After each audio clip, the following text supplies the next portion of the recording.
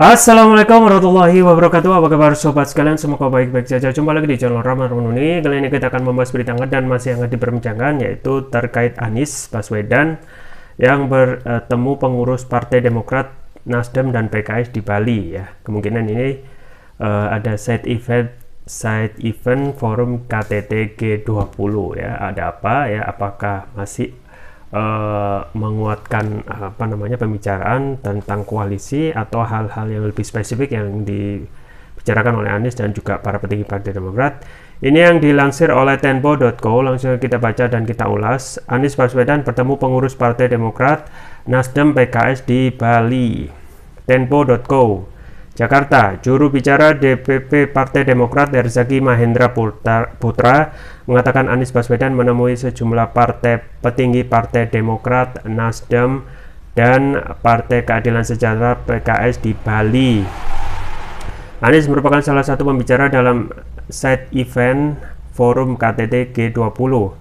Herzaki menyebut persamuan ini berlangsung pada Ahad 13 November 2022 pukul 16.30 WITA, salah satu hotel di Nusa Dua disebut Herzaki menjadi tempat pertemuan ini. Parpol calon mitra koalisi perubahan memang bertemu dengan Mas Anies Baswedan di Bali. Kali ini yang hadir adalah para petinggi dan punggawa Partai Demokrat, Nasdem dan PKS di tingkat Provinsi Bali, kata Herzaki saat dihubungi Senin 14 November 2022.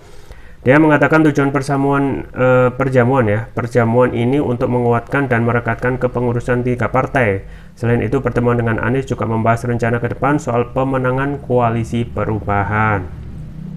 Tujuannya adalah untuk menguatkan dan merekatkan kepengurusan tiga partai ini di tiap daerah, membangun soliditas sekaligus mempersiapkan rencana ke depannya terkait pemenangan koalisi perubahan, kata dia. Herzaki berharap dengan chemistry yang terjalin sejak awal di pusat maupun daerah membuat pondasi koalisi bakal makin kuat dan kokoh.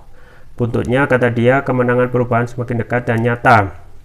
Harapannya dengan chemistry yang terjalin sejak lama baik di pusat maupun di daerah membuat fundamental koalisi perubahan menjadi semakin kuat dan kokoh. Kemenangan perubahan pun menjadi semakin dekat dan nyata, ujarnya. Herzaki mengatakan persamuan ini dihadiri oleh ketua dan sekretaris wilayah Provinsi Bali dari ketiga partai. Adapun dari Partai Demokrat, kata dia, diwakili oleh Ketua DPD Partai Demokrat Provinsi Bali, Imade Mudarta. Ya, itu ya, sobat sekalian, pertemuan Anies dengan para petinggi Demokrat di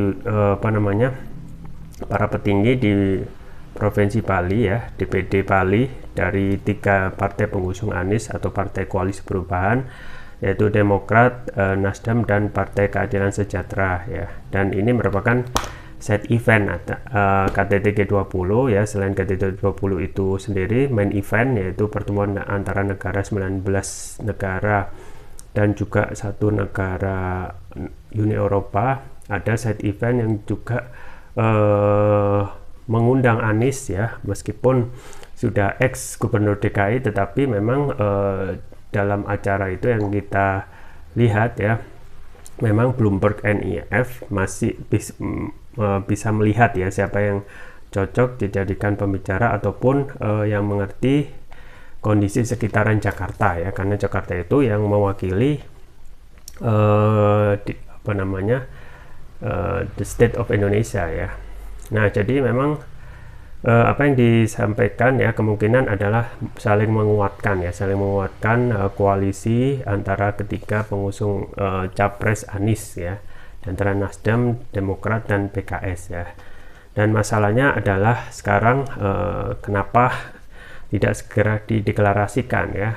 Nah, kemungkinan selain alasan-alasan teknis yang sudah disampaikan sebelumnya ya, nah itu memang alasan yang disampaikan ya. Di samping kemungkinan juga ada alasan the real ya, dari behind the scene lah, alasan kenapa tidak segera dideklarasikan koalisi perubahan ini ya.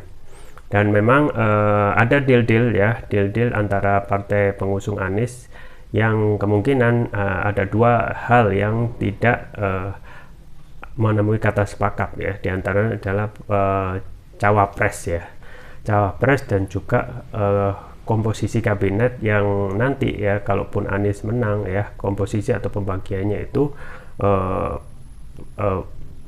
bisa diharapkan diekspektasi bisa memenuhi ekspektasi masing-masing partai pengusung.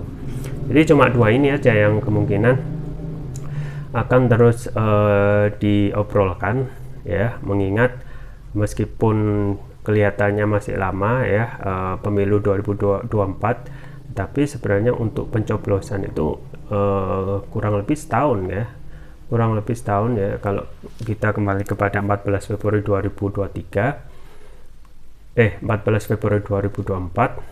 ya, berarti kurang setahun 3 bulan setengah ya, kalau sekarang November. Nah, meskipun seperti itu ya, Anies ya, karena memang ada presidensial threshold ya, Anies harus capek-capek melakukan safari ke sana ke sini, yang terakhir di Medan hingga kemarin ya. Banyak oleh-oleh yang didapat, diantaranya adalah bertemu dengan berbagai elemen masyarakat, diantaranya adalah ulama dan juga para tokoh ya, dan juga para pemuda. Nah, memang KTT G20 ini ya lebih juga ya mempromosikan Anies sebagai sosok yang juga mampu berbicara di forum internasional. Nah, ini juga akan menjadi nilai tambah buat Anies tentu saja, dalam rangka untuk membentuk karakter Anies tidak hanya sebagai karakter yang well educated ya, tetapi juga able to speak in global forum ya, dan bisa pertama dia diundang ya dalam forum-forum internasional, which is ya untuk calon presiden yang lain yang sudah dideklarasikan, misalnya Prabowo, karena dia menteri ya, kemudian lebih juga mempunyai kapasitas untuk berbicara di forum internasional, tapi kelihatan yang paling menonjol ya adalah Anies ya, sebagai sosok yang sivil, dan Prabowo sebagai sosok background militer yang juga antara Anies dan Prabowo mempunyai plus minusnya masing-masing. Nah, untuk capres yang lain misalnya Ganjar, kita memang masih belum ya, mengingat bahwasanya Ganjar kalau kita lihat apakah juga mempunyai kemampuan untuk mempunyai link ya di antara dalam forum-forum internasional, dan kenyataannya memang jarang kita melihat Ganjar dalam forum internasional.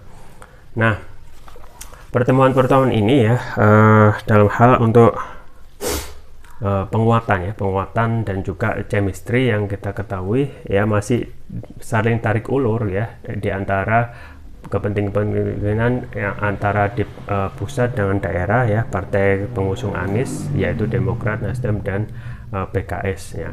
Nah, padahal kalau kita melihat aspirasi di daerah itu memang sudah ya, dalam tanda kutip sudah melihat bahwasanya Anies itu ya sudah memegang tiket ya, tapi kalau kenyataannya harus kita akui bahwasanya sebenarnya Anies masih belum ada ya kepastian sebenarnya, karena belum ada deklarasi yang pasti siapa yang akan belum ada deklarasi dari koalisi perubahan ya, karena yaitu koalisi perubahan presidential threshold yang mengharuskan 20% ya. Kalau kita melihat komposisi dari koalisi perubahan memang sudah pas ya. Nah, kalaupun hanya Nasdem dan Nasdem dan Demokrat masih kurang ya, makanya harus menggandeng PKS. Nah, ada juga spekulasi yang mengatakan ya bahwasanya memang ada penundaan ini adalah dalam rangka untuk mengulur ya untuk kepentingan Demokrat yang saat ini masih dalam koalisi istana ya. Nah, kalau di lain pihak kepentingan yang ada di istana itu masih menginginkan koalisi ini bubar ya, dengan Anies itu tidak berhasil pencapresan, atau tidak berhasil dengan tidak ada partai yang pas atau kereta yang akan nanti jadikan Anies kendaraan di 2024. Nah ini memang masih hal yang diinginkan oleh istana, memuluskan rencananya dalam pencapresan itu ya, nantinya cuma hanya koalisi yang lahir dari rahim istana, yaitu ya yang pertama adalah Koalisi Kebangkitan Indonesia Raya, yaitu KIB ya, yaitu Prabowo dengan mitra koalisinya PKB ya, itu sudah pasti ya. Dan yang terakhir ya kemungkinan adalah KIP, yaitu yang dengan partai koalisi Golkar, PAN, P3 ya. Kemungkinan calon yang akan diusung yaitu Ganjar ya, Ganjar.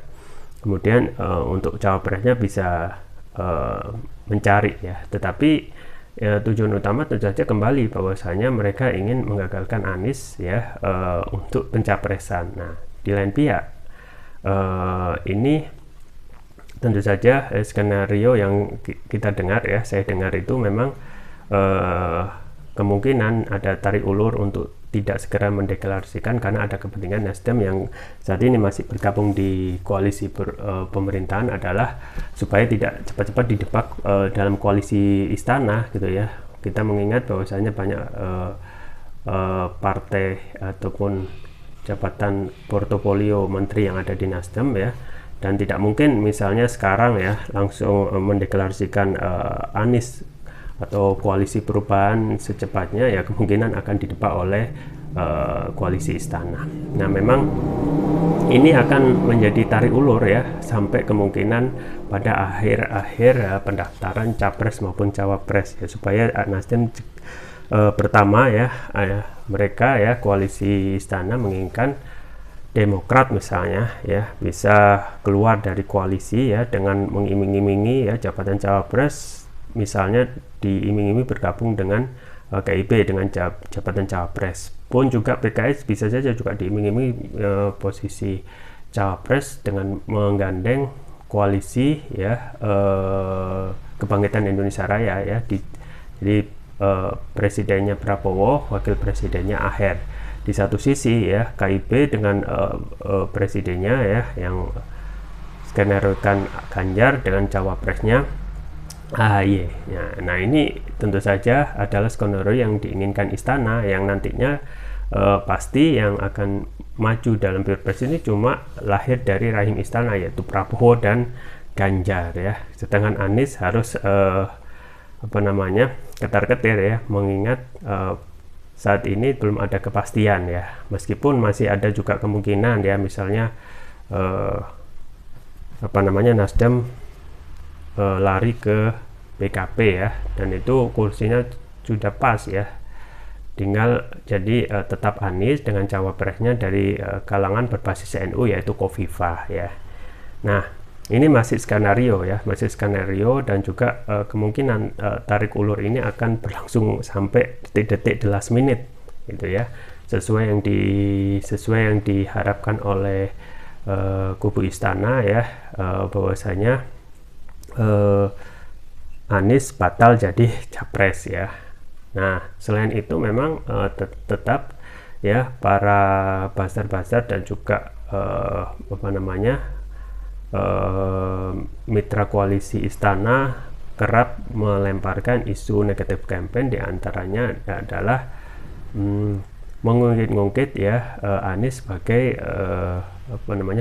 bapaknya politik identitasnya. Jadi kalau kita melihat ini terus ya yang akan dihembuskan ya, yang seharusnya kita mengingat politik yang sehat ya, kita kembali kepada menyampaikan argumen-argumen ya, itu yang lebih dipreferensikan daripada lebih menyampaikan sentimen-sentimen ataupun negatif campaign yang tentu saja dalam hal ini, meskipun kita ketahui ya masyarakat sekarang cerdas kan, untuk memilih siapa yang murni sesuai moral untuk mengurusi rakyat, ataupun murni untuk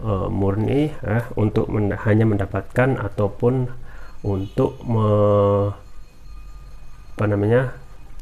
mendahulukan kepentingan partainya ya. Dan memang ketika diserang ya dengan politik identitas yang terus-menerus menjadi negatif campaign dari kubu istana, kita ketahui elektabilitas Anies ya tambah moncer ya. Jadi untuk makomnya itu memang tidak lagi ya bisa ampuh dengan memakai isu negatif campaign terkait politik identitas. Nah itu ya sobat sekalian ya, kita tunggu saja apakah akan tetap pada skenario mempercepat deklarasi atau memperlambat deklarasi koalisi perubahan hingga akhir-akhir nanti masa pendaftaran capres dan cawapres. Itu saja yang bisa saya sampaikan, semoga bermanfaat. Jangan lupa like, share, dan subscribe. Sampai jumpa lagi. Wassalamualaikum warahmatullahi wabarakatuh.